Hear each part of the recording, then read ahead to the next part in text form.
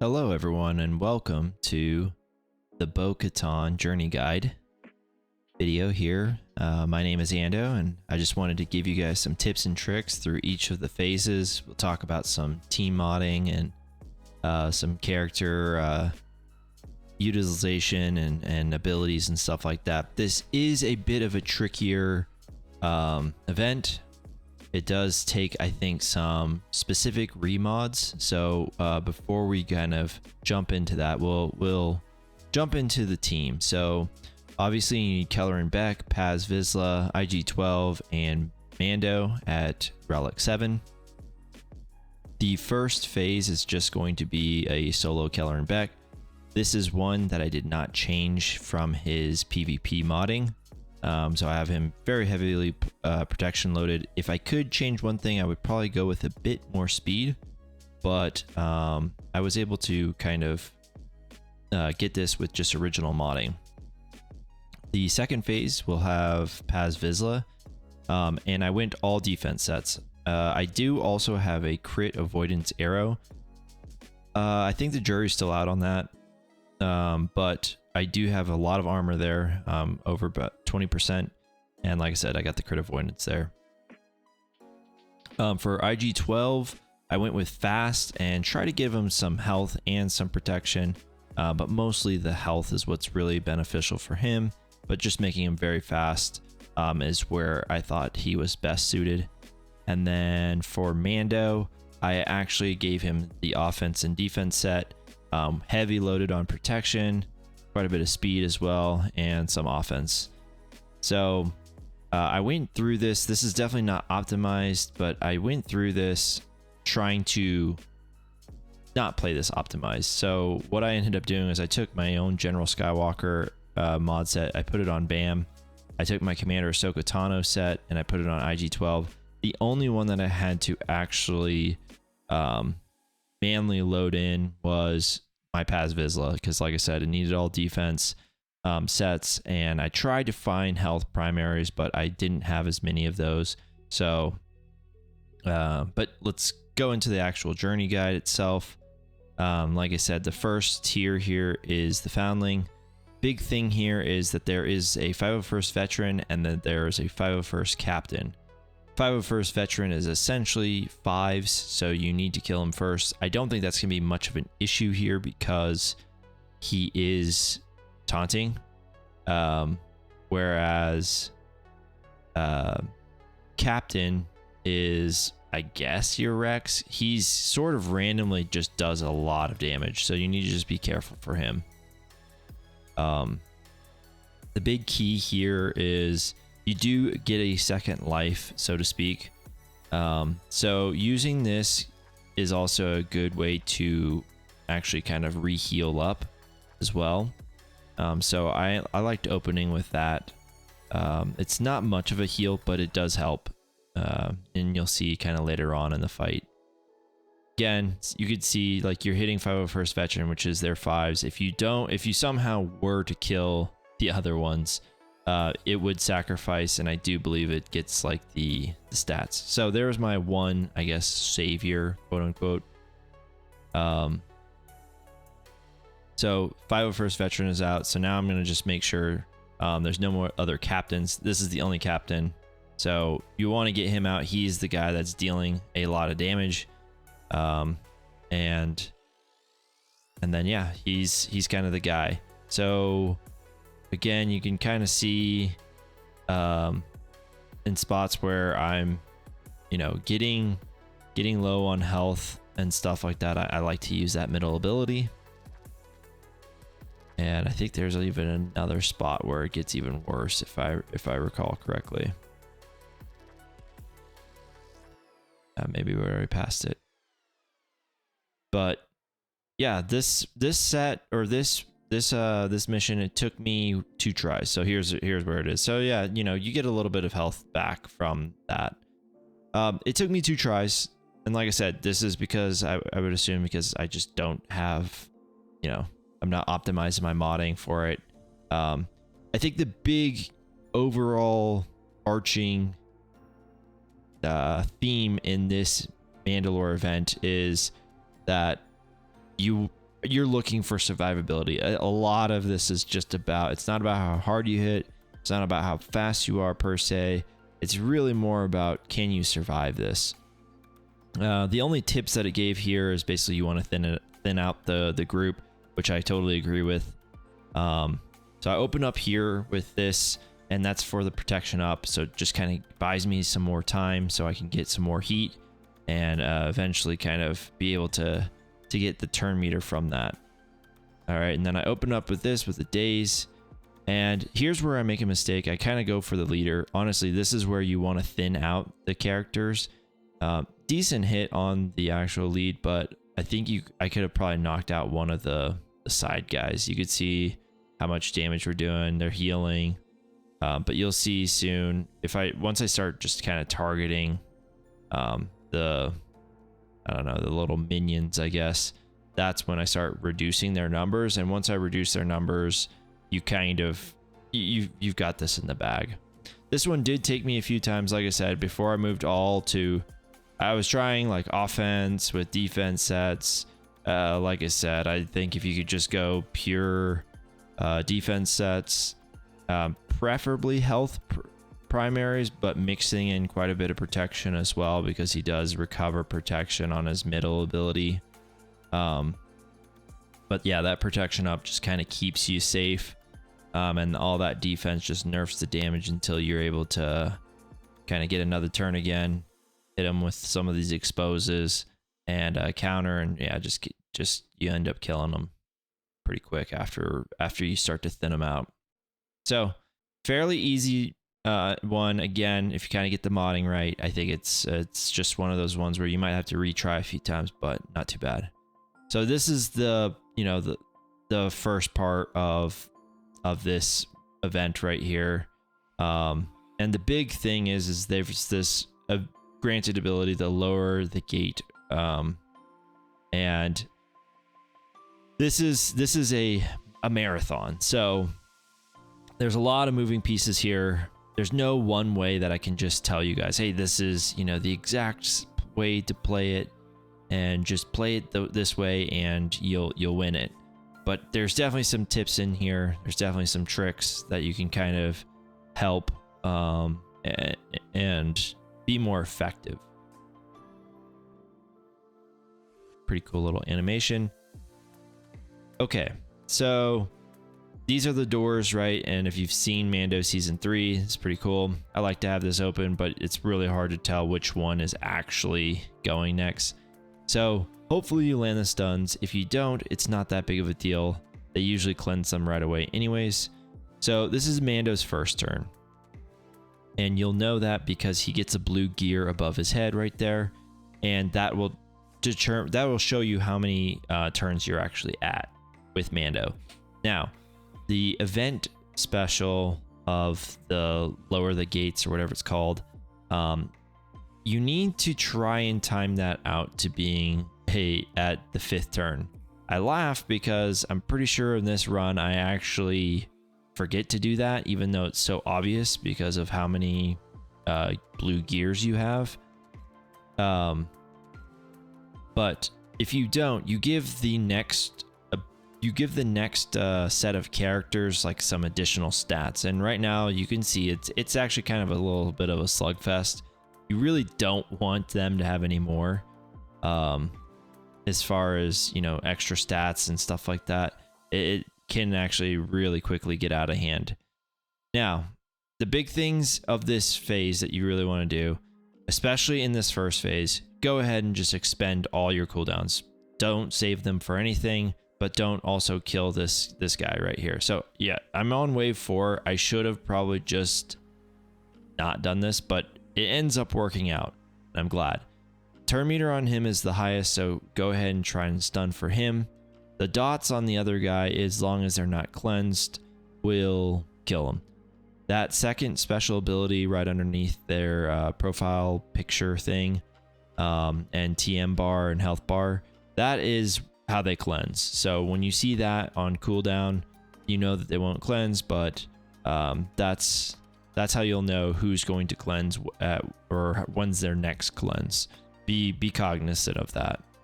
The other thing that you want to do is always keep a buff. If at all possible, you'll always want to keep at least one buff on each of your characters. When you're not having a buff, like right now, that's when you're at most at risk. So anything that you can do to keep your buffs up is going to additionally help you, because they basically lose some of their offense from that.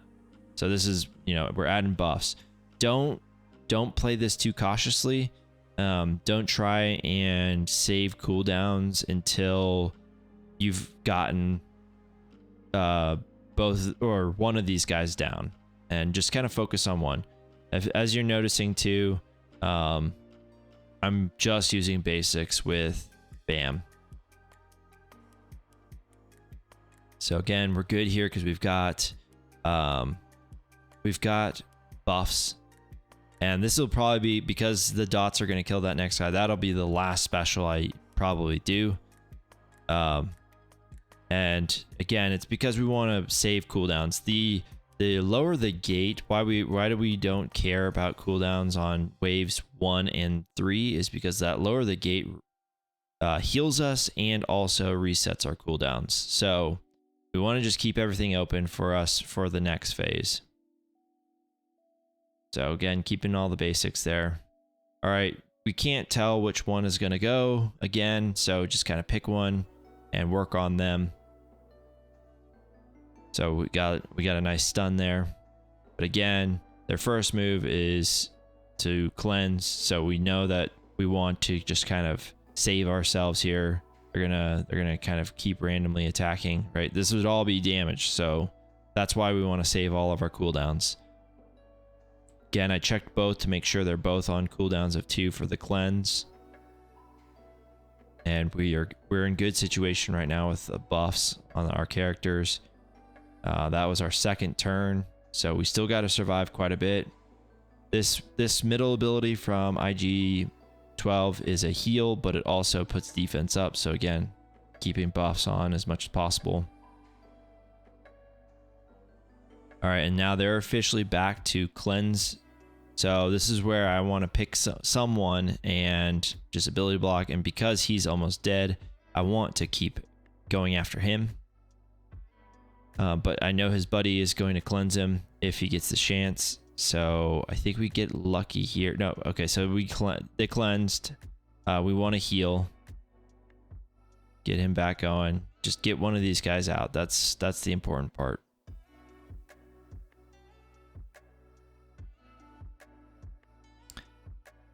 And we're on turn 3 right now. Again, just kind of stick with some basics. Those dots will end up serving as turn meter. That's why there's just no real one good way that I can say, hey, this is the absolute way. And again, remember, we're on wave 3 now where we have our event ability. So we're just going to spam cooldowns at this point, or spam specials. Get this guy to about halfway, maybe even more. Spam all your specials. I've selected him that time so he could heal up. And then go ahead. We're at the 5th turn here, so we're going to use the lower the gates. It's going to reset all of our cooldowns. It's going to put us at 100% protection and health. And because we were actually smart this time, we get to keep them at a weaker version of themselves.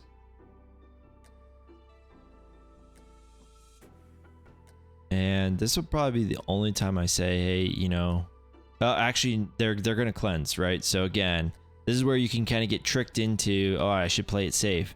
No, they're going to cleanse their next move. Now, we do get the ability block here, so they wouldn't have gotten to it. But if he wasn't, we would have gotten a cleanse. They would have just done a ton of turns, and we would have probably failed this mission. Or at least had a greater chance to fail it. Everyone's still got buffs on them, so everything's fine now. I kind of just want to keep I think I go for an ability block here because I just want to keep the cleanse off of them. He's already got 2. Oh, this is where I'm just seeing if I can tell who's got more turn meter. You can tell I've lost this a few times. It takes, like I said, it's a marathon, you guys. This is This is one where you're going to want to play it really, really smart. And your modding is obviously going to help you in these certain cases, but okay, again, we know cleanse is coming up, so just try to get as much damage on him as possible. Make this a 2v1.